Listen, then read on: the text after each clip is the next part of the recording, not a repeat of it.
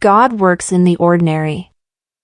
God himself has said, I will never desert you, nor will I ever forsake you. Hebrews 13 verse 5.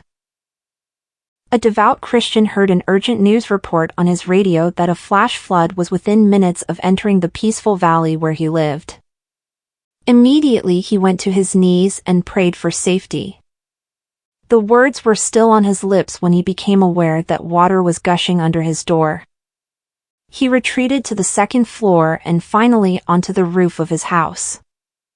While he sat on the roof, a helicopter flew by and the pilot asked over the loudspeaker if they could lift him off. It's not necessary since I have the Lord's protection, he replied. Moments later the house began to break up and he found himself clinging to a tree. A police boat, braving the waters, approached him for rescue, but he assured them that the Lord would save him. Finally, the tree gave way and the man went to his death. Standing before the Lord, he asked, Lord, I'm glad to be here, but why didn't you answer my prayer for safety? The Lord responded, Son, I told you over the radio to get out of there. Then I sent you a helicopter and a motorboat.